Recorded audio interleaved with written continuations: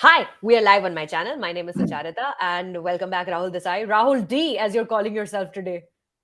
Yeah, I thought I'll sound younger ये सब करके पर लग नहीं रहा वैसे आरडी कर देता तो अच्छा होता बट ठीक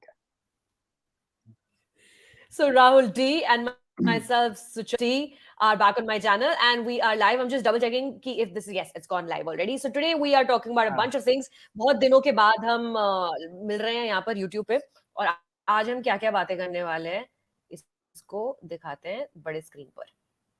हा ये सारी चीजों के बारे में बात करेंगे. शहजादा, यू सीजन 4 नाइट मैनेजर और एंड में एक ऐसे सरप्राइज भी डालेंगे हम एंड में. Okay, that'll be in the end. So for वो everybody who's मेरे को भी joining us नहीं right पता now, क्या welcome to my सरप्राइज है. channel. वो तो वेट करना. It's कोई इतना माइंड ब्लो नहीं होने वाला. It's fine. It's not that big a deal. Excited Rahul now. Desai जो अपने अंधेरे कमरे में बिल के अंदर छुप के लाइव स्ट्रीम कर रहा है हमारे साथ. Hi everybody who's joining us. Please comments karte rahiye. I'll keep throwing the comments up on the screen. Hi Vamsi, Tejasvi is saying that he is as a Rahul Desai. Rahul D. He's going by Rahul D now, It's guys. Rahul D. So you Yeah, have to it's say Rahul D Rahul. now. It's Rahul. Comments में बोल दीजिए Rahul D जिंदाबाद. क्या क्या देखा, ये सब देखा ना Rahul D?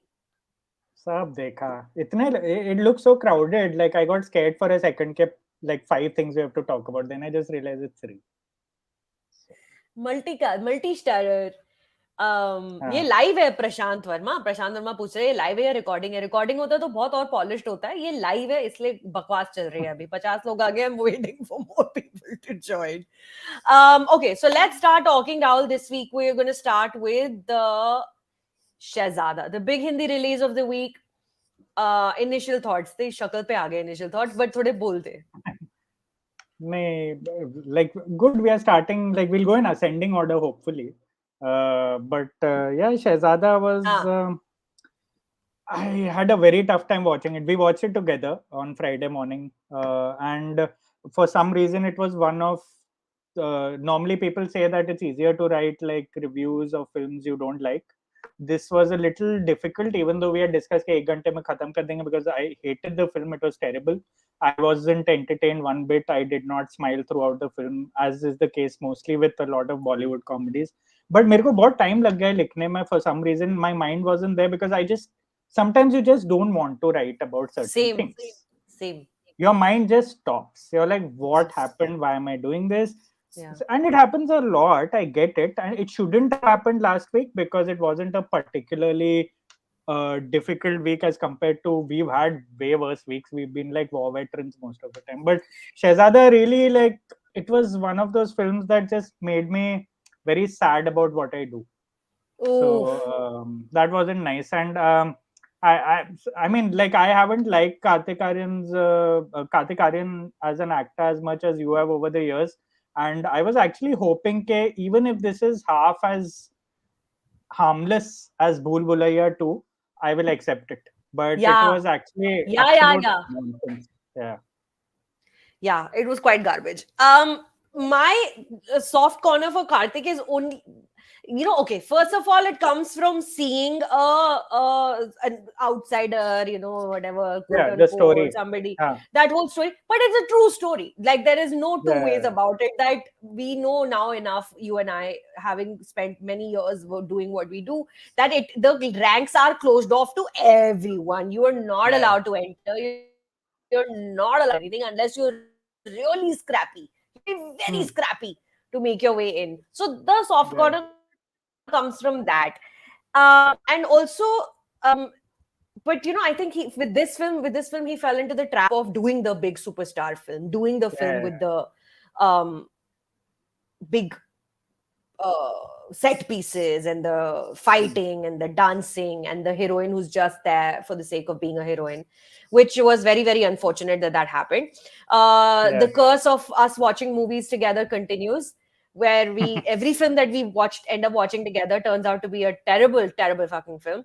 And as was the case with this one as well. I don't understand, and a lot of people said this in my comments as well, they don't understand what Kriti Sanon is up to, because we've now seen, and we saw it over a year ago, that she's a very good performer. We saw it many years ago with Bareli Ki Barfi when she first burst onto the screen with the Ashwini Iyer Tiwari film. Yeah. And then we saw with Mimi, even though both you and I did not like that film, I particularly disliked that film, but she Yeah. was very good in it. Uh, Yeah. why would you go ahead and sign a film like Shehzada when you know there's nothing for you to do? It's the Pooja Hegde role. It's what Pooja Hegde is Yeah. doing in movies with Talapati, Down South, Vijay, and other actors, where they're bringing her on because she looks really, really pretty and she dances well. Kriti Sanon, Hmm. I thought, had moved beyond that. Like Varun Dhawan has moved beyond this now with Jug Yeah. Jug Yeah. Jio and Bhidiya. He's moved Yeah. beyond this kind of film that his brother has now Hmm. made. Thoughts on Kriti Yeah. Sanon? That's a that's a question I wish a lot of us had answers to, because um, I mean, look, Kriti Sanon had a small role in Bhede as well, but there was a reason she had a small role in that. If you watch Yeah, Bhede, you realize that, by the end of the film. I get it. Like, that's still a film I could understand why she's there with that terrible wig, yeah, but I don't get it. Like, see, at the same time, I'd say Varun Dhawan will still keep doing those nonsensical films in between, because that's who he thinks he really is, even though he's a really interesting celebrity in the sense of how he'd like to keep improving himself as an actor. And you see that very rarely in actors, in especially in sons and daughters of filmmakers or huh. previous generation actors. So, Kriti Sanon going a step backward is it's very weird to see, because in this it was almost insulting. The role was like just her basically modeling clothes for what the filmmaker thinks lawyers should look like in some weird like college Parallel dimension. fantasy. Yeah, it's a college fantasy. Yeah, you're making her wear short skirts, show off her long legs, and then comment on those long legs every other scene, and then comment on her looks, and then hold her against her own will most of the time, and pass that off as flirting or goofy and all. This is not the 90s, and even Govinda is to pull it off in a certain way. This, you Yeah. can't do that same shit now in 2000. You have to move with the times. And very disappointed in Kriti Sanon. I hope she knows that she's, like, as you said, not a big fan of Mimi, but I was pleasantly surprised with her performance in Mimi, and I think she can act. And very few actresses, actors, directors do that. They challenge your notion of how limited they are. Anubhav Sinha did that a couple of years ago when he started doing Mulk and a lot of films. Kriti Yeah. Sanon did that with this. Varun Dhawan has been doing that. But I really hope she gets out of this nonsense that she's doing. And even if you look at the poster, you put here as Karthik basically wearing the crown and all. You can see it on his face that he is become conscious of the Karthik Aryan, the story that you admire, and a lot of us admire, the outsider that's become a star. He has become so obviously conscious of that. It shows on his face now. The way he acted in Mm, Freddy, the way he's acting here, trying to be something he's not. mm, Because he became a star for roles that we may not have liked, but a lot of men in the country related to, because he was almost a boy next door, handsome boy next door sort of character in Love Ranjan films. And right. that's how he became a star. And now he's trying to be the star. And you can see it on his face that he thinks he has swag that he does not. And I don't like that. Like, a lot of them have inspirational stories in Hindi cinema, but Yeah. at some point you have to like start calling them out for the rubbish they're doing. Listen, he's doing a movie with Kabir Khan, and I am willing to completely wipe Shehzada off my mind if that film turns out to be the way Kabir Khan treats his actors, even though I particularly did not Yeah. admire the way actors were treated in 83. But the Yeah. way Kabir Khan showcases his actors, he finds their strengths and plays off of their strengths. And Kartik Aryan's strength is the boy next door, is the awkward fellow who doesn't know when to laugh, when to Yeah. smile, Hmm. when to protect himself from the outside world, and when to let loose. He's learning, he's getting up, he's making his way up in the ranks. And it's a daunting world, the industry that he's in, where Hmm. the biggest movie stars are not working. And his film has done this bumper box office last year. Hmm. I can't imagine what it is like to be in that vulnerable position where everyone is now looking at you. What does he have that we don't have? And who's looking out for you? So Yeah. I hope Yeah. that Kabir Khan, hones in on that person that he is and then works and gets a performance out of him in that space, which Imtiaz Ali perhaps a little bit managed to do with Love Aajkal. That's why I'll never be hard on his Love Aajkal performance. It's a terrible film. It had one of the worst The problem performances. was with the film. Yeah, with the film, it also was Sara in general. She was the worst actor in Sara that Ali film. Khan, yeah. Yeah. But yeah, I wouldn't be too hard on him because I could see he was trying to do something there. That most Imtiaz Ali heroes were trying to do. Imtiaz Ali is not a good director anymore. That's another thing altogether. But at some point, I used to also think that Kartik Aaryan has something, that I'm waiting for the right director to tap into that. But I was particularly like sort of got a setback when Ram Madhwani couldn't get a performance out of him in Dhamaka, though But quite a bad film in general. But you Ram Madhwani got a performance out of a lot of actors we thought could not act, and that I is think, true. and that basically made me doubt my own feelings about Kartik Aaryan. And whatever he's done in the last year, sure, Bhool Bhulaiya 2 worked, and Freddy was terrible. This is terrible. I don't know what's going to happen in the future, but as of now, I sort of don't think he's the actor I thought he was a couple of years ago. I'm starting to buy into the popular discourse that maybe I think I've jumped the gun on him. But he's young. There's a lot ahead. Yeah. Kabir Khan himself isn't a director who's the same director he was 10 years ago. But Yeah. I hope there's something in the future, because I used to like Kartik Aaryan back in the day, but it's been a while. And if he continues to do these films where he's conscious of playing the hero everyone wants to see him as, then it's not going to work like that. He has to be himself. Of all the people who are watching us live right now, दो request हैं. एक तो सबसे पहले like का button दबाओ, click the like button so that लोगों को पता चलेगा कि लाइव चल रहा है. और दूसरा मुझे बताओ कि शहजादा का बॉक्स ऑफिस परफॉर्मेंस क्या रही है, because I don't think Rahul you know what it's done at the box office. Do you know? I actually was checking today only because I was a little curious, because I wanted to see if this also is working for some reason. But it's not doing well. Like, it's apparently they're waiting for Monday's figures to declare it a flop or semi flop. So I mean, it's basically not making the numbers a Kartik Aaryan film was expected to make like last year. So and that's also not surprising, because I think Hindi cinema from last year and the audiences from last year are very different from this year. Now we are in a time where it's changing every year because of what the pandemic has done. How do you mean? How do you mean they're different this year than they were last year? Like the Bhool Bhulaiya came out in early last year, no? Like April. Yeah, I feel like because cinemas are just opened up last year after 2 years of nothing, and I feel like people were stuck in their homes for so long, they just thronged theaters to see the one harmless thing they could. And I think Bhool Bhulaiya 2 profited from its timing. It was a lot of happenstance, a lot of things that came together to make it a hit. It wasn't particularly a great film. So it was not. I think, and I think because of that, now things have normalized far more. So you can't throw that bullshit against the wall and hope it sticks again. It's not about timing anymore. It's about merit now. And people have started going to theaters. We saw it with Pathaan. We saw it with RRR. We are seeing it with a lot of other films that have managed to like get people into cinema. So you can't do the same films you're doing last year and hope that people are just desperate to enter a cinema hall. Yeah, I agree with you on that. Bhool Bhulaiya last year was a harmless bet that this has. And also Kiara Advani pulls a lot of audience to the theaters because she's so hot.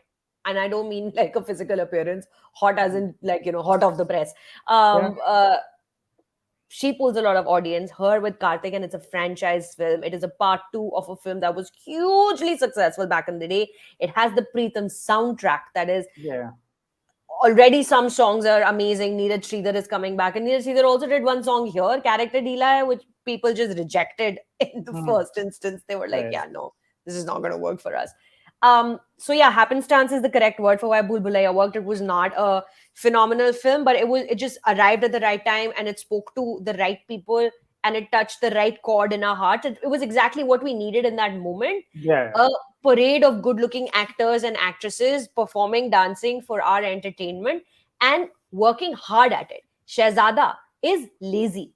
It's not been made with a lot of attention to detail or any of that. It is an exact replica I was watching the original one on Netflix, scrubbing through it because I couldn't bring myself to watch the whole thing, obviously. Scrubbed through it, barring a few moments here and there. It's pretty much a shot-by-shot recreation of the original film. Which, if the film is already on Netflix and it's not that old, it's a new film. So it's a HD, 4K, whatever quality print on Netflix. Why would I go to the theater to watch something that's an exact replica?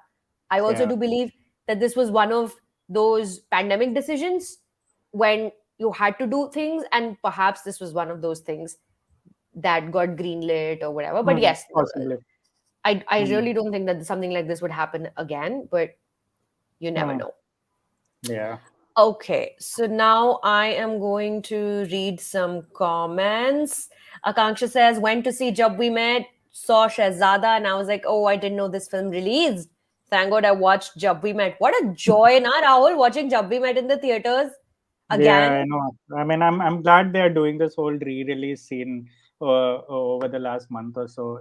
It's nice. It's also a reminder of better times in Hindi cinema in general, and it's a good. And I've been meaning to go catch at least like DDLJ when it was playing in theaters and all. But of course, when you see the length of those films, you're like, yaar, आधा दिन इधर ही गया. But सही बात है. पर जब भी मेट आप जाओ ना ऑडी में देखने के लिए, वहां पे 200-250 लोग जब भी मेट ही देखने आए हैं. उनको बीट पता है, हर सीन पता है, हर मोमेंट पता है. It's a community, it's a friend group that is watching the film together. What a joy. Rajesh, I don't particularly have a schedule for the live telecast. Whenever Rahul is available, we do a live telecast. There's mostly no Mondays. Yeah, mostly Mondays. We try to do it on Mondays at 8 p.m. so that by Sunday we've caught up on everything. And by Sunday, everyone who's watching us also has had a chance to catch up on things, because there's a lot of spoilers that we discuss. Any final thoughts on Shehzada before we move on? Not really, yeah. I think we've given it more thought than the filmmakers did to the film itself. I agree with you. Now we are going to move on to the next title, that is The Night Manager.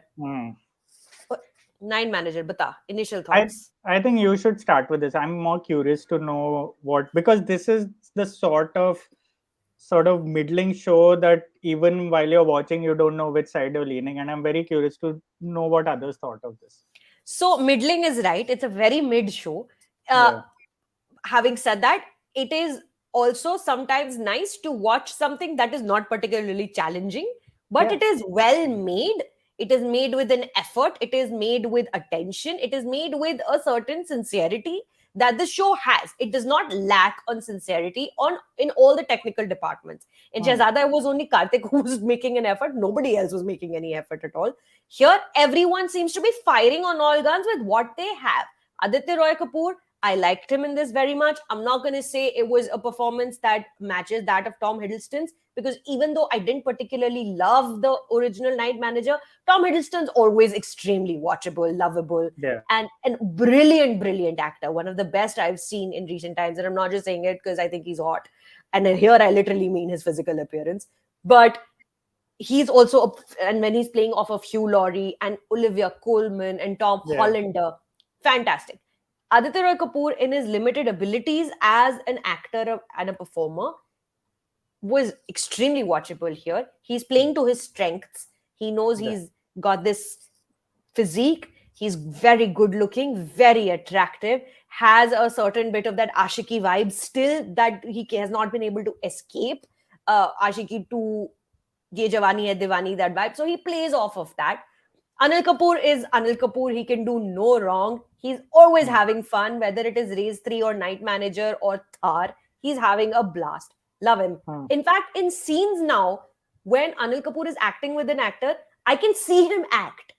And I can picture Anil Kapoor saying the line as Anil Kapoor the man. AK versus AK kind of broke that down.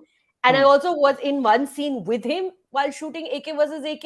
So that kind of mirage is broken for me, that he's playing. So I can see Anil Kapoor the actor, and somehow that does not bother me at all.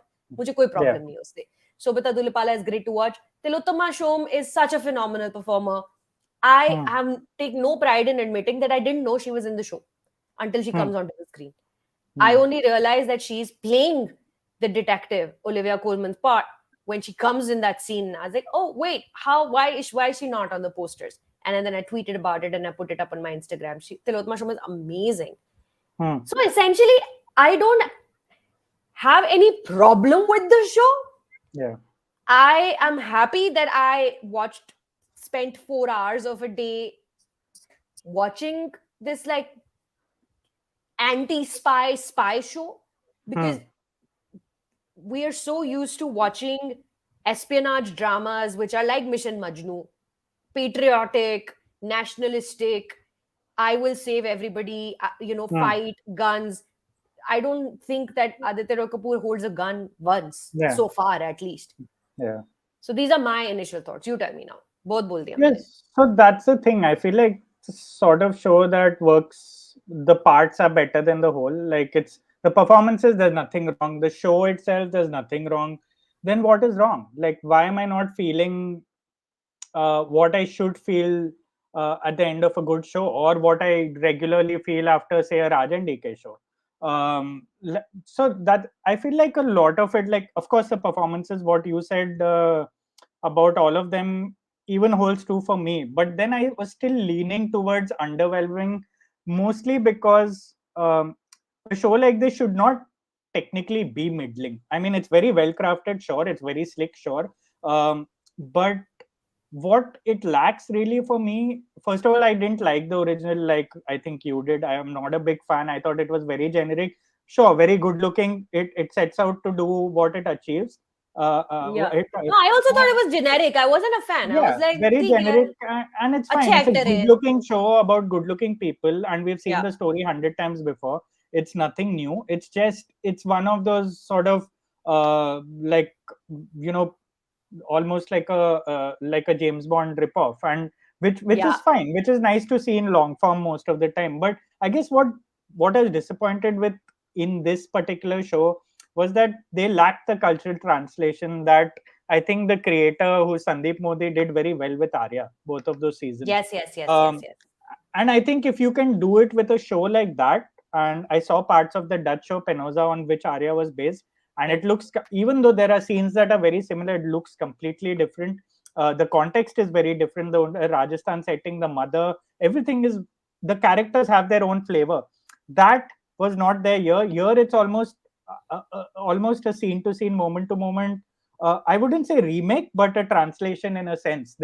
You don't get it, like your maximum you can say here is Egypt, because whatever violence was there, they made it into Rohingya. They set it in Yeah. Bangladesh, but it had Yeah. no real telling on what the show is Nothing. like. They were Yeah. based, like Anil Kapoor's entire character lives on an island in Sri Lanka, because he's obviously pursued by pursued by Raw in India. So it's very generic in that sense. It could have been any language. It could have been anywhere in the world, and you'd still come away with saying, "Oh yeah, sure, the premise is okay, the actors are fine, the craft is nice. It's actually it's actually well crafted, edited nicely." But then there should be more to that, because Yeah. if you're actually going out of your way to secure the rights of such a popular show, that to a BBC show, and make it in India, Hotstar is known to make these shows very unoriginally. And the one Mm. show they got right was Arya and Arya. Masoom to an extent. But Mm. I think they missed the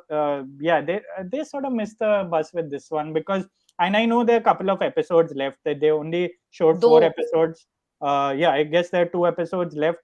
Basically the meat of the story is left, but nothing's going to change on that front. It lacks it lacks the sort of cultural context. It lacks the imagination that you need to make a show more interesting in a diverse country like India. Like, there were Yeah. hundreds of other things they could have done, but they stuck to the, and richness tends to look very similar across shows, across movies. You Yeah. need to be a little more imaginative with that. So sometimes I feel like it's important to look at shows and stories for what they are not, rather than what they are. Because if you look at this for what it is, it's perfectly serviceable. There's Yeah. nothing wrong with it. But you need to go beyond the obvious and wonder what it could have been. And I know it's a rule. They say it's a rule in film criticism. Keep looking at things for what it is and what it. I don't agree with that. I've never agreed with that. Otherwise, you can't tell what is wrong with the show, and that is why that this show is lacking.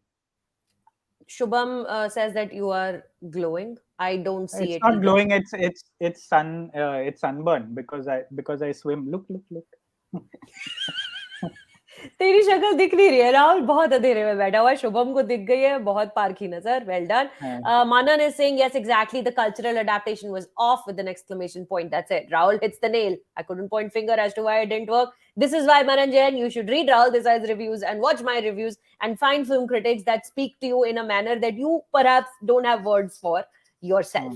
I agree with you. The first episode threw me off quite badly, actually. I was actually upset with the first episode because they've set it in Dhaka, and they are talking about the Rohingya exodus and immigrants coming into the city and the hotel being overrun with rich people. And they've tried to do a commentary there that the rich can escape to hotels, but what about people who are out on the streets who have lost everything in a international conflict?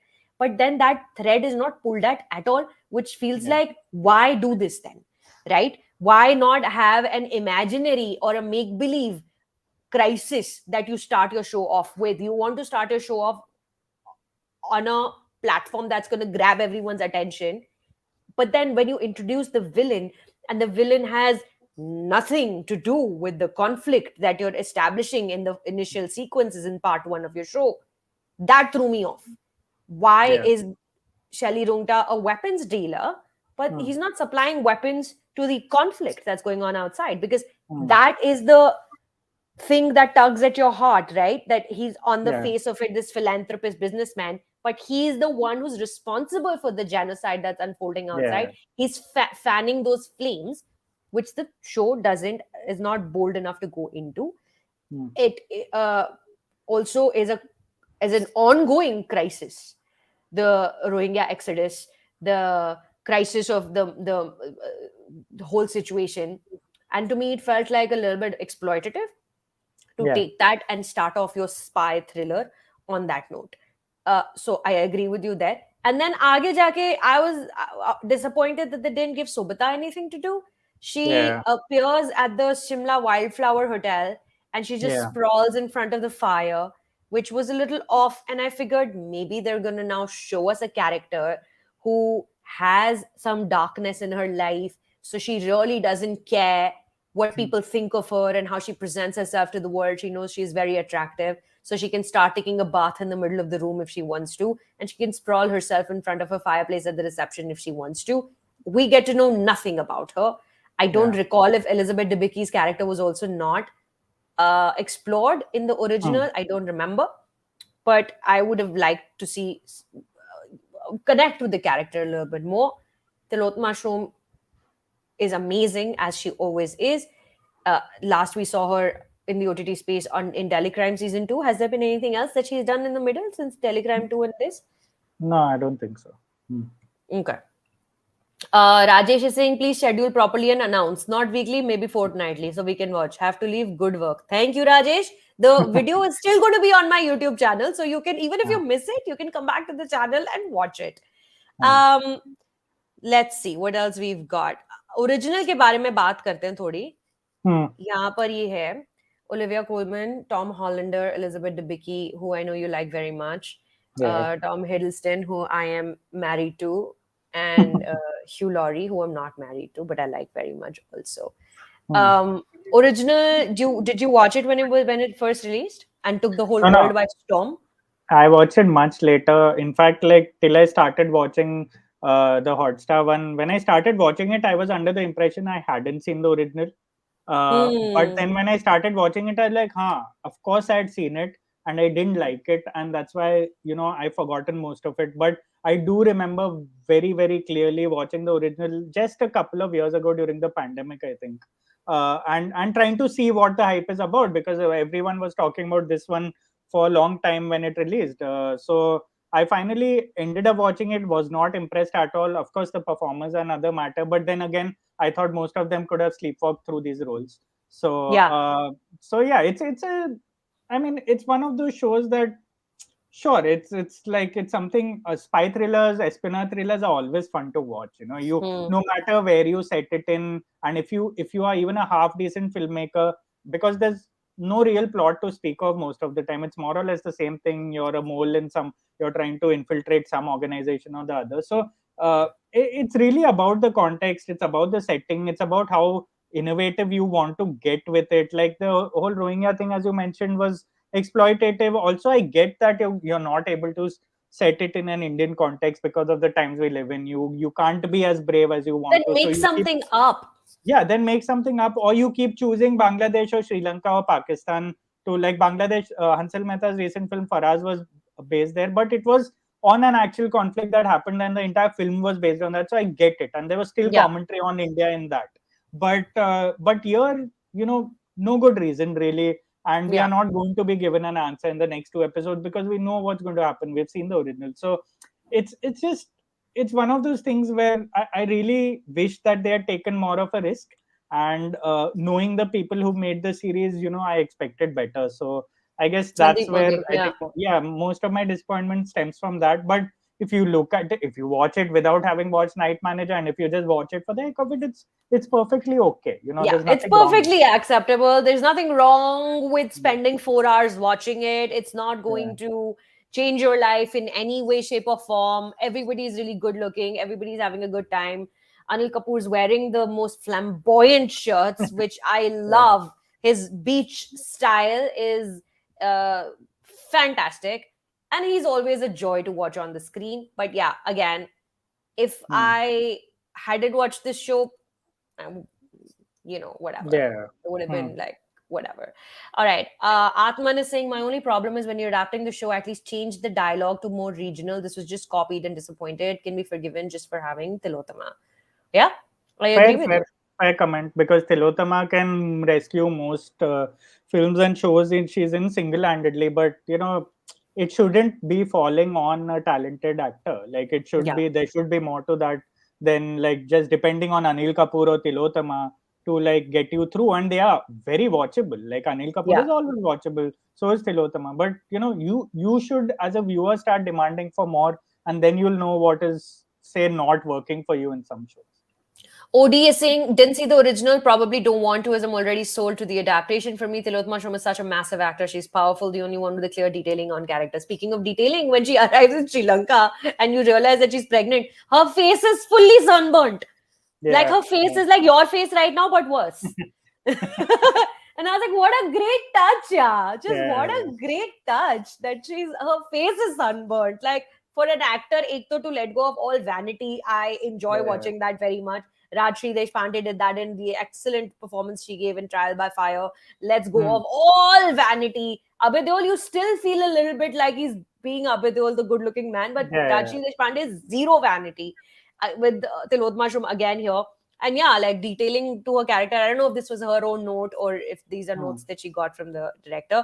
Shashwata Chatterjee's character was a little also like, he's a gay character, and you're constantly harping on about how gay he is. Again, I don't remember Tom Hollander's arc that clearly, but like this character is called BJ, and he's like talking about like having sex with men all the time, which is good for him, but you don't emphasize on it so much that it stands out in every scene that Shashwata Chatterjee appears in. What did you think about Bridge, BJ?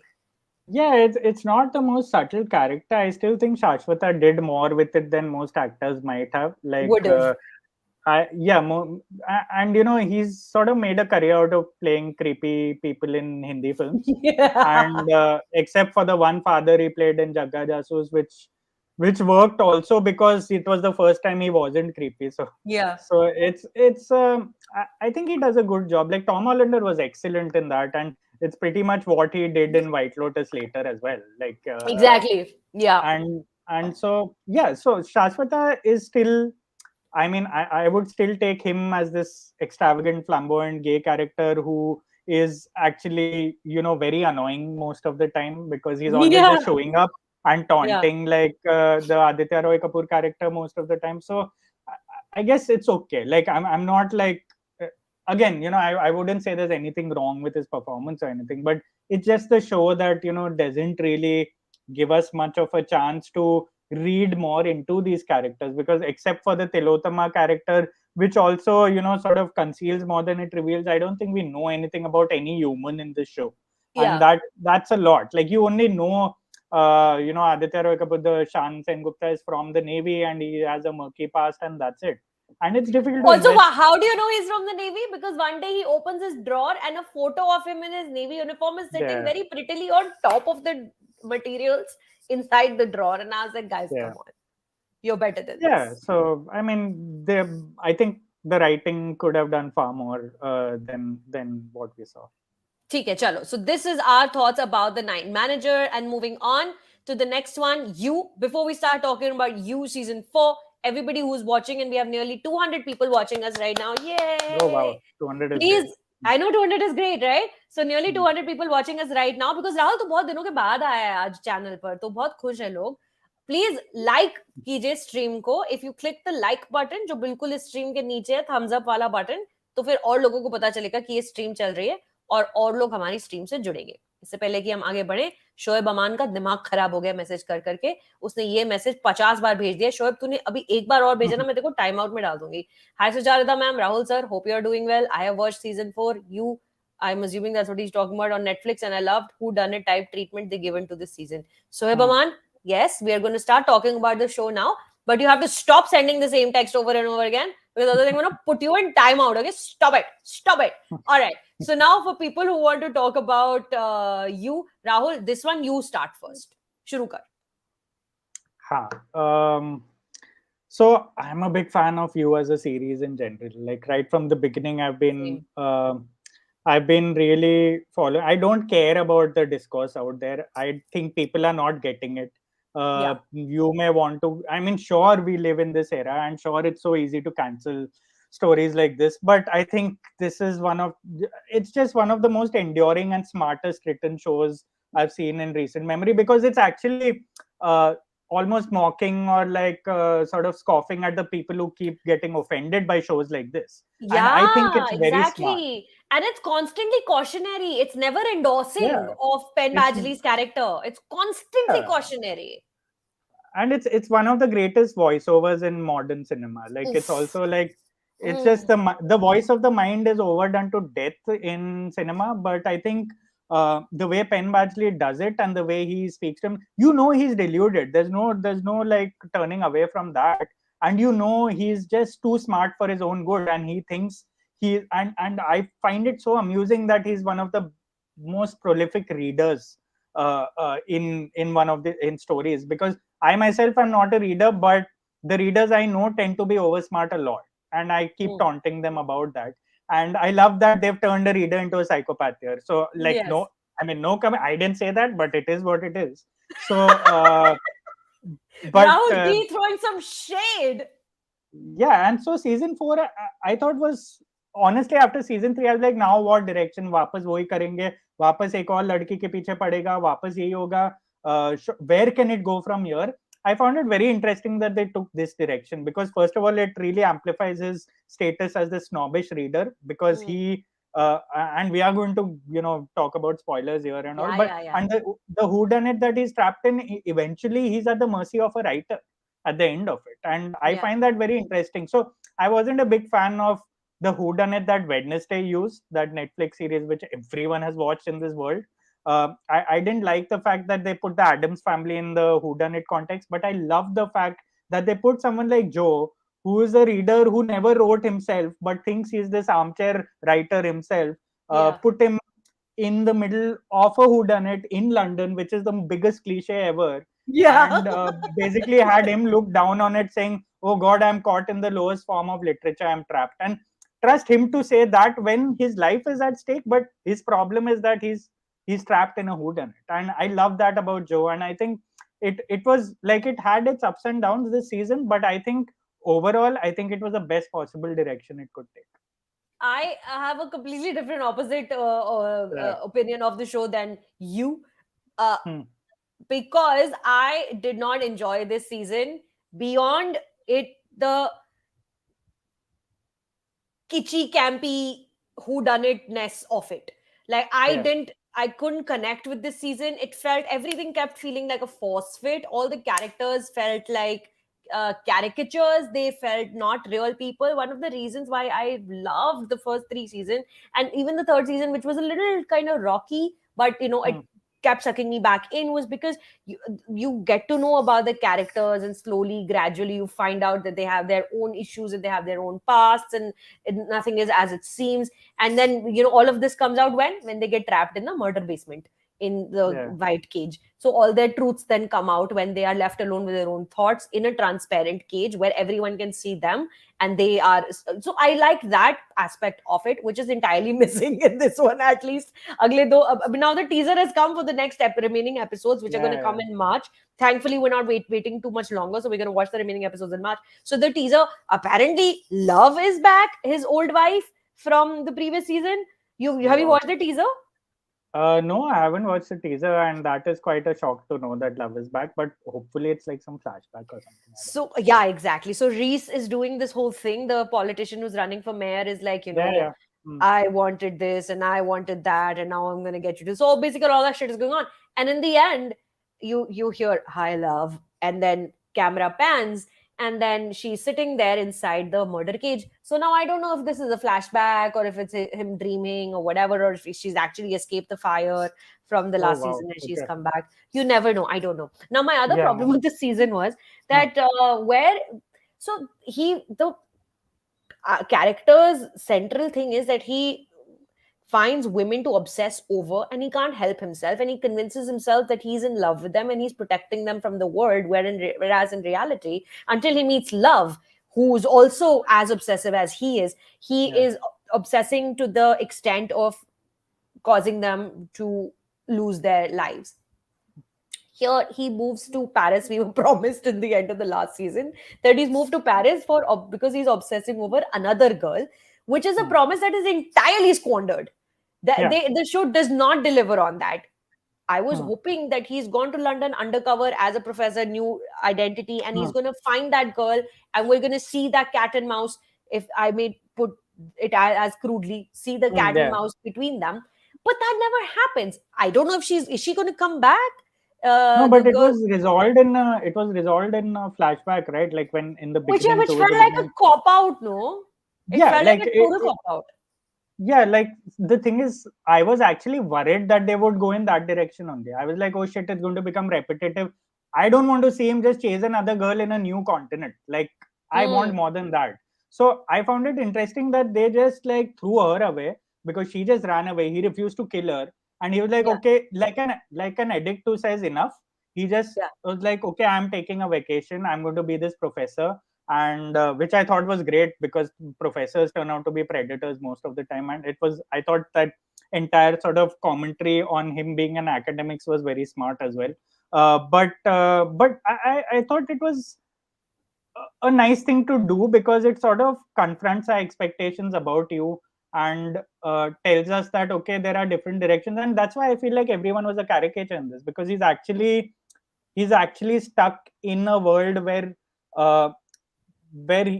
Americans first of all often have no idea about the rest of the world. They often look at like different continents, different cultures as caricatures. So I find it very interesting that he was stuck in like a whodunit where everyone is acting like a caricature, where everyone could be a killer, which is basically their version of saying this is us basically, like subverting your expectations about what you think you is about, because Joe actually wants to be a good guy this time, and this is the closest he's come to being a good guy, because he actually resists any romantic involvement with the girl in the end. But of course we are going to see more of that towards the end. I found her character also very interesting. She was very Fleabagish also. Correct. And she looks like Phoebe Waller-Bridge as well. But when they're stuck in that colonial like mansion, right? And everyone keeps dying one by one, and no one seems to give a shit. And I was like, bodies are piling, guys. Bodies are piling up in this house, and none of you are freaking out. You are sure you're crazy rich and you're crazy dissociated from the real world, and you don't know how to react around people and to converse with people. But like, people are dead. When the artist dies, his sister is sad for 5 minutes, and then she's not sad, and she goes to this house to party. Then I'm like, what the fuck is going on? And then also, when they get caught in the fire and that they break the chains and they manage to escape from the thing, and no one's asked them that who has put you in the seller, because he's not told anybody that Reese put him there, because Reese is still on the TV giving an interview and announcing his Yeah, candidacy for I mayor. if that was my first question after that, but then I was like, if he says it's Reese, then Reese will basically divulge his truth about who he So, is. but Like he's nobody's the asked him कि जो तू और ये जो दूसरा लड़का है, सुंदर लड़का, ये बेसमेंट में क्या कर रहे थे और आग कैसे लगी बेसमेंट में, किसी ने पूछा नहीं? I mean, I'm guessing we'll get तो answers जवाब ही नहीं है उसका. towards the end, but yeah. So these very things, which is what's fascinating. These very things, I felt, first of all, I felt like this was also you trying to capitalize on the kill the rich sort of Vibe shows that's and going the around in vibe the that's world going right around, now. because Yeah, everything like White Lotus and like yeah, Triangle of Sadness and Jo Bhi Le Lo Tum, all of them are saying the same thing. And yeah, even you has joined the whole gang and saying, okay, you know what, we are going to go literal in this. Like there's yeah. going to be actually a killer, the rich killer, and that's going to be a writer come politician. Which, I mean, if you look at it, the design of you is far more enjoyable than what is happening in this season, and that's why I'm very excited for the second half of this season, because like anything is possible, and I'm already sold on so many things they are saying. So, speaking of anything is possible, Akash Bhargava has shared one popular theory that's going on the internet. Thoughts on this, Rahul? Oh wow. That is a lot. This is, ooh, I hadn't considered this at all. Yeah, that's a lot, because and it could make sense because nobody ever reacts to Reese in any of the scenes he's in, Yes. and Joe is entirely capable of conjuring people out of like thin air. Oh my God, Um, I think this theory is right. I mean, I hope it's not this, because then, yeah, like, look, crazy people having illusions and then acting on that craziness is too easy a cop out to take. Like, this is a very, very legit theory, but I hope it doesn't go this way. Because so far, Reese has not directly interacted with anyone. With any of them, Anytime yeah. he meets him at a party, Reese comes and finds him in a corner. He goes to the mansion, Reese is not there. Uh, he goes to the club when he's confronted by the FBI officers. Reese is just standing in a corner. And Reese is shown to also another character who I didn't understand the purpose of, was the student who comes, and I felt like, oh my God, I hope this doesn't go into an icky space where he gets obsessed with his student and then kills his student because whatever, but it He was a doesn't. red herring, I feel. I don't know, because this show is too smart Yeah. to introduce Hmm. to do the red herring cop out. I feel, I'm not sure, like I could be wrong, but she Huh. introduces him to this book right in the front I in the know, yeah. first episode that's written by Reese. So that's why Akash Yeah. Bhargava's theory is making more and more sense to me, because she gives him this book to read and he reads it, and maybe through the reading of the book he has imagined Reese to be a real person who is like him, an outsider into this world, and he's the one who's killing everybody, but in fact it's Joe who's killing everybody. That's why the sudden change of heart in Joe, then it would make sense, because he's not actually changed. He's still this like sociopath. Yeah, that's actually not a bad theory at all. And also, like Joe, also Reese just showing up at the mansion out of nowhere could also be construed as a little weird. But yeah, I mean, Joe has issues. We know. Yeah, What this else is could be another one. Joe's long lost half brother? Again, in season 3, they did tease his mother is going to make an Yeah, appearance. You remember? yeah. And that she had another child or something, and And they made. that's very Sherlockish, right? Like that's the Yeah, same thing. Like it's yeah. I mean, yeah, of course you'd go in the most famous whodunit ever, but I don't know. Yeah, it's all possible, and I'm very much like looking forward to any of these theories. Even if they come true and all, I'm sure you will make it very enjoyable. Like at the same time, that voiceover, I can Yeah. go It's forever. gonna be great. Joe Goldberg can read the freaking, alphabet, and it sounds like poetry. Yeah, it He really has is. that voice. And freaking Penn Badgley, how great his social media game is. I know, Discuss. seriously. It Discuss his is. social media game, please. No, it absolutely is, because again, the way he's been feeding into the character of Joe for so many years now, and now the way he's picked it up, it's really a nice little commentary on how cancel culture works and how wokeism has basically taken over the modern internet. And I think that's what you is basically about, how trigger happy we are as a generation, and how because of that we tend to even dismiss things that are actually more nuanced and enjoyable and more edgy. And I think You is that series, and I think Penn Badgley has really understood that right from the beginning, which is why Social Media Game is so edgy and so like, and he's really almost asking to be sort of to offend people most of the time, but it's really nice that he's really gone all in with Joe's like nuttiness. Yeah, if you guys don't follow Penn Badgley on the internet, you have to, because he does these dances and these funny videos, and it's really fun to watch him, because he's also like a rock star, right? Like, he's a legitimate musician. So he brings that vibe, and then the Joe vibe, and then like a goofy. It's really, really fun. All right, parting thoughts on You before we move on to the next title. Oh, which is a surprise title. Very excited about part 2, which is thankfully less than a month away, and I think it's a far better setup than Night Manager, which we have to also wait for 2 episodes like towards the end. But we don't give it enough credit for being so deliciously original. Like For sure. the way it has extended that source material and taken it into another universe. I feel like it's they can keep making seasons, make it repetitive as much as they want, but it will never not be relevant because of the people we are, because of the content we consume, and because of our social media avatars. I think You will always be, I think, one of the most important shows out there right now.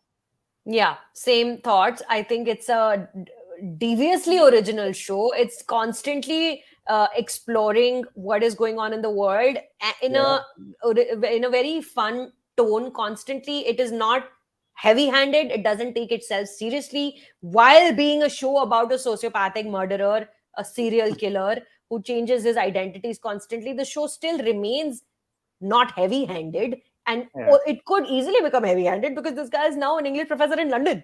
Nothing is more heavy-handed than that. But the internal monologue, much like Fleabag that we just mentioned, Phoebe Waller-Bridge did it superbly there, where she completely broke the clutter with the fourth wall breaking look to the camera bit that everybody has now done to death.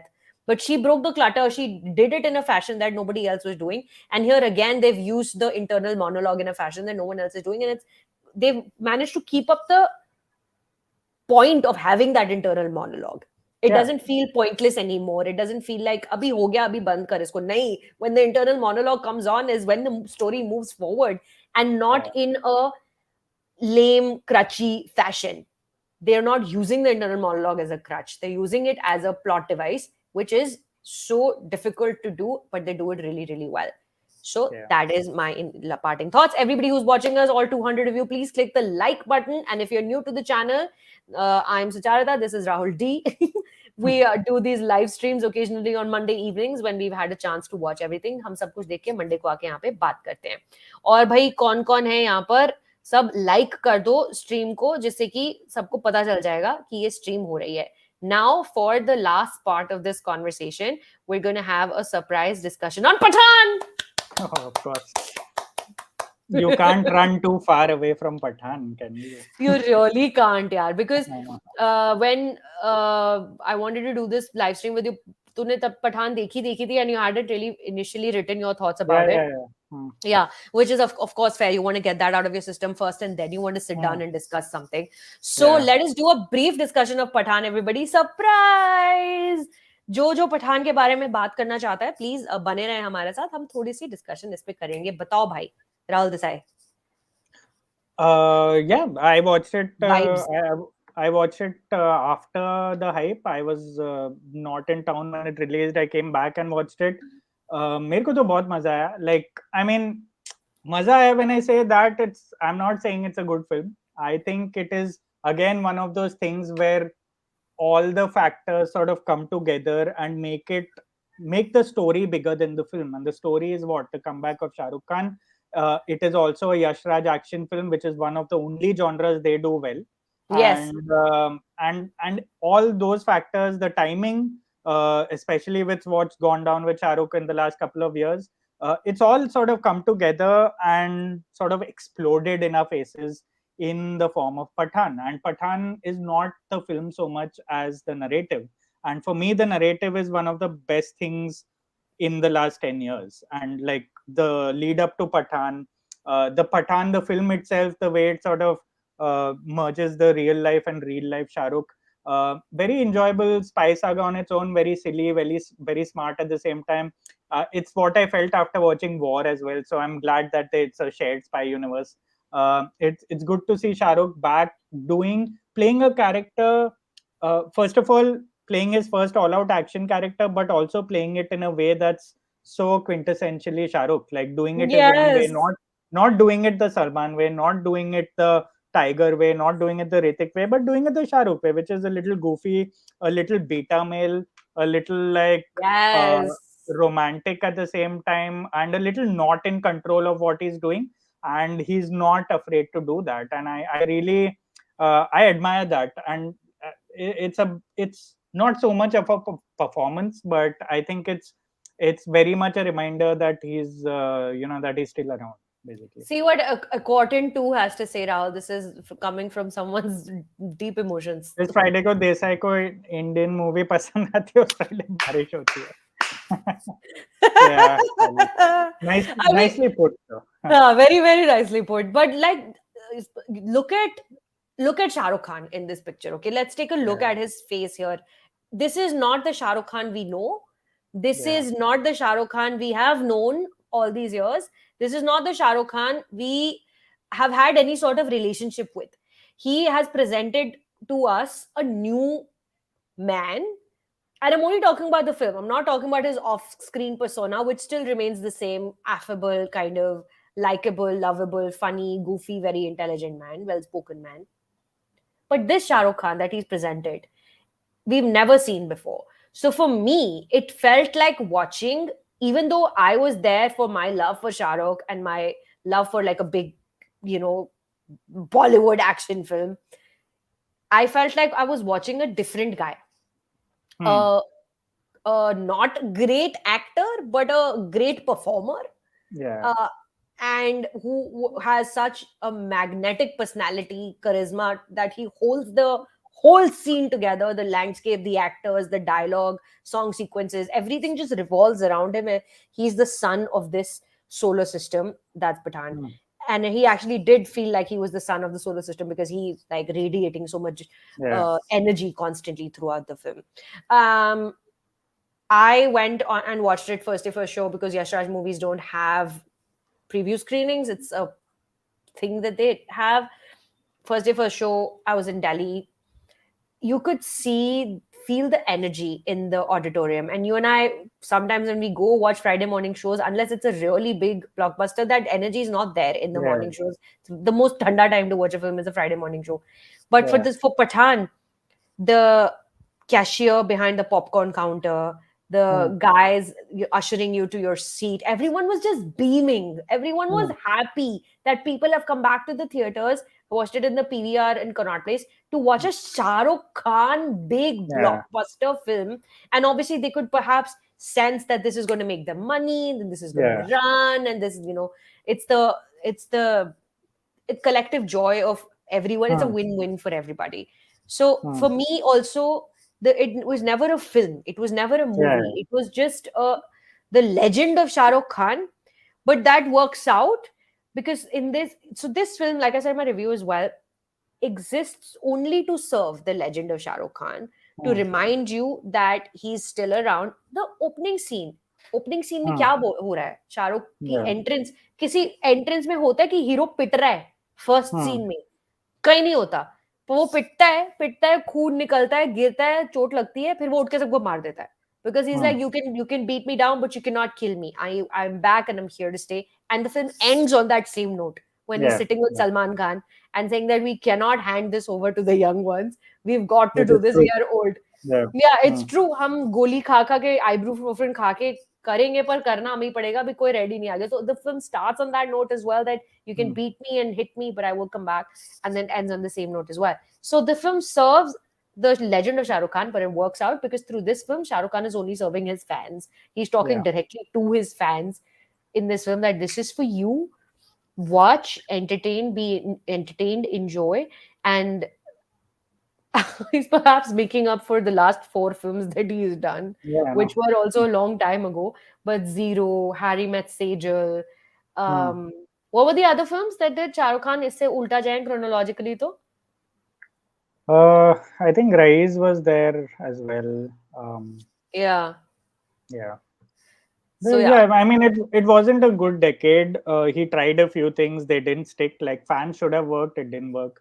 Fan I didn't think work. that Yeah. I think that really like sort of broke his heart as well, and he said that as well. Yeah. But Pathaan is a cultural moment. Really, it's not so much a Yeah. film, and it's it's going to be remembered for what it meant.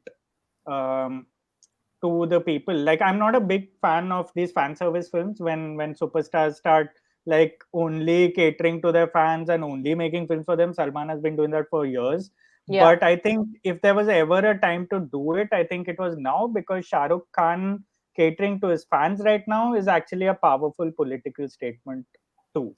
And Yeah. that is what we needed right now, and that's what we got. And we got it in a film that has a Muslim superstar who is being patriotic, which is a powerful statement on its own, given the times we live in. And I think it's timely. It's the stars aligned, and people accepted it.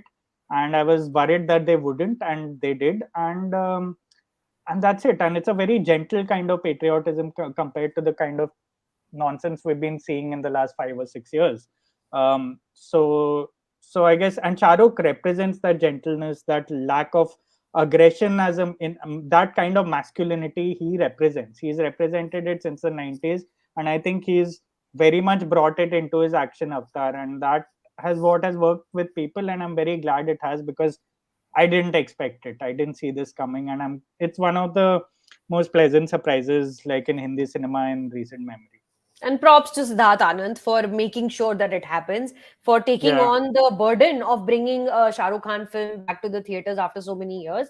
I mean, I can't imagine the sleepless nights. I can't imagine the constant perspirating forehead, the Dolo 650 that he probably had to take to survive Hmm. this. Also, in the pandemic, I assume was when all of this prep was happening, and Yeah. maybe we went Yeah. into production as well. And then you have a Shah Rukh Deepika John Abraham film. Like John Abraham. Can we talk about the Yeah. casting of John Abraham specifically for that scene where he walks out of the pool in those tiny shots, those Tana Days shots? He is only there to look good, and I fucking love it. I love Yeah. it. There's no sar or pair Um, to that character.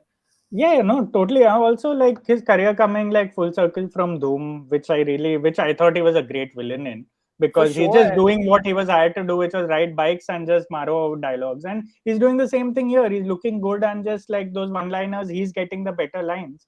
And he's good at certain things, and this is one of the things he's good at.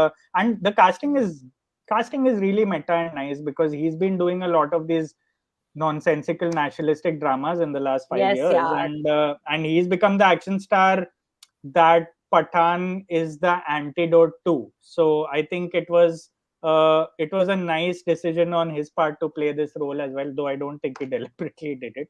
But I Yeah. think I think the casting was good, filmmaking was pretty neat. The very imaginative action sequences. You don't take it too seriously, which is always fun in Bollywood. So I think, yeah, John Abrams casting, I was actually quite a admirer of what he did in this film. And same with Deepika, like her Rubina was also one of the better characters, one of the better sort of, she was legit action star in this film, if you look at it, because she had Yeah. the more physical presence in this film, and she was not Yeah. just there to look good. And that's and Deepika, of course, looks flawless, but she doesn't let that define her character in this. And I think only she could have pulled that off. I mean, but there is no two ways about it that it's still dumb as shit. Yeah, yeah, It's no doubt. not an intelligently written film at all. The plot points are so random. It's funny Mm. when it goes into smallpox. Like I lost my mind when Hmm. they say that he is going to unleash this warfare onto the world. He is going to unleash smallpox onto the world.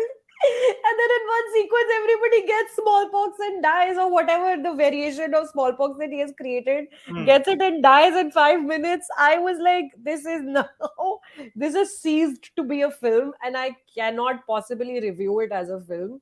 I have to review it. I have to talk about this film for what it represents in the times that we live in right now, what it is saying to the people, and what people are possibly now going to say back to the film. And that we have now seen, it's made a ton of money, the most money ever I think anybody has ever made in the box office. And then the romantics followed soon after. उसमें जब तू देखेगा तेरे को पता चलेगा उसमें शाहरुख के episodes में interviews है and everything, so it feels like Shah Rukh Khan is back in our lives in a big way. He's been doing Twitter chats every day with people. I know. So it's nice. It gives you hope that you might go back to a time where Shah Rukh Khan was in the news just because he was a movie star we liked so much.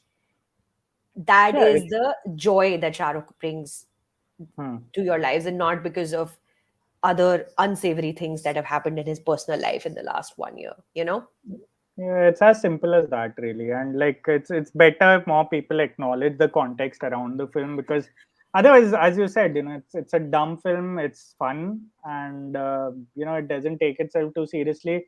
But film should not always be looked at for just what it is. As I said earlier as well, you can't discount where it stands, what year it's come out in, and what the build-up has been like in this country.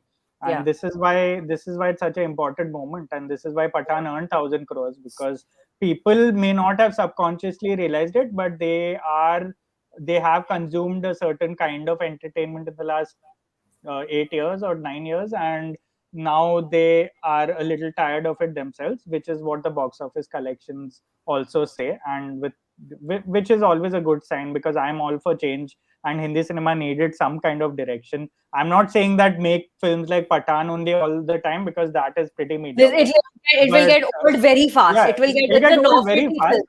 But what it does prove is that it's never too late to change, and there is always Bollywood or Hindi cinema always has a capacity to change direction at any point, and things get old fast. And if Shah Rukh Khan can still remain Shah Rukh Khan after all these years, then it's always a good sign. Yeah, it always is. Like I said, it makes me feel like perhaps there is a chance that we could go back to the time when Shah Rukh Khan was in the news only because of being a movie star. Oh, good things. Listen, he's a very rich person. He's the richest movie star in the world. I think Jerry Seinfeld has more money than him, and Shah Rukh has more money than everybody else. I just want to, like, I don't want to be in a place where I feel like I'm feeling sorry for him. He's got it made. He's got everything that a successful person could hope for in their lives. And I'm just wanting to go back to the time where Shah Rukh was a movie star, and that's it. And we like him because he's a movie star and he entertains us.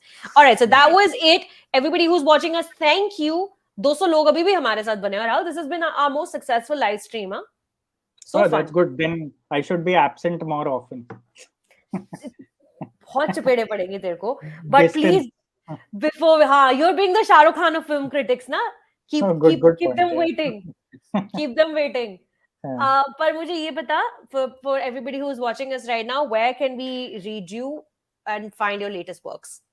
You find my reviews on filmcompanion.in, and you find a lot of columns and reviews of Hollywood films and foreign films on OTT Play. OTT Play. And please tell us about your podcast as well, Rahul, because it's not like tu hamesha har hafte gayab ho jata hai. I keep forgetting. Please so I also do this podcast called India Independent Films Podcast, IIF podcast. Me and Uday Bhatia, who's the other critic for Mint, who's also a good friend. We try to do every now and then, every other Monday, just look back at the week that was. And and that's why I think I have not been doing this often enough, because abhi to competition. Competition तो नहीं है यार. I will come on the podcast and help and promote it as much as I can यार. तू बुलाता नहीं है मेरे को. बुलाना, मैं कभी भी आऊंगी करने के लिए. Yeah, obviously. Just and video और audio में कभी कोई competition नहीं. Competition है ही नहीं. और मैं उदय को भी बुला लूंगी यहाँ पर भी. I should call बिल्कुल. उदय next time. अच्छा, also before we leave, ये बता, what is your recommendation of the week of maybe things that we've not discussed or something else that you've watched that people should catch? What is my recommendation of the week?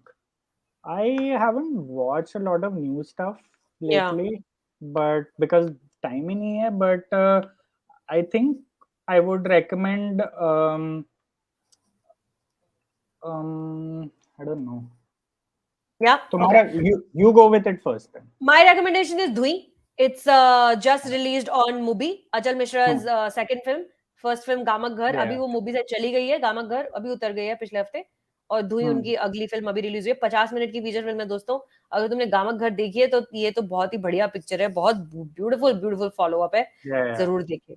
So my recommendation is pretty much. Yeah, I think that would. I watched Dewey a while back, and I think it's a great film. And I'd also recommend I've been watching lately a Netflix documentary series called Full Swing, which is basically Netflix has started doing these sports documentary shows following a different sport. They've done like F1, they've done tennis, so this is golf. And I don't know anything about golf, so I started watching it, and it's extremely entertaining. If there's one thing Netflix does well, it's like these sports documentary shows. So that's something I've been very. What is it called? Name bata dobara. Full Swing. Full Swing on Netflix is Rahul's recommendation. Dhui on Mubi is my recommendation. And Manan Jain's recommendation is Elephant Whisperers. That's right. Elephant Whisperers is a 40-minute documentary that is also on Netflix. It is representing our country at the Oscars right now. Kartiki Gonzalez, who's a wildlife photographer, has directed this film over 3 to 4 years. And Guneet Monga is a producer, and they're both in Los Angeles right now representing India with this film. So yes, please watch Elephant Whisperers if you haven't. Triangle of Sadness. Elvis is recommending Triangle of Sadness. Okay, great. Thanks, Rahul. Thank you so much for being the Shah Rukh Khan of film critics. And I will catch you soon. Yeah, happy to be here. Subscribe, guys. Rahul, this is not competition. Okay? हाँ chill. एक joke मारा पूरे video में and you're like. Hurt हो जाती हूँ मैं यार. I'm very emotional these days. No, I'll be happy to come every Monday, please. Okay, chalo. I'll see you next week then. Okay. Bye everybody. Subscribe to my channel.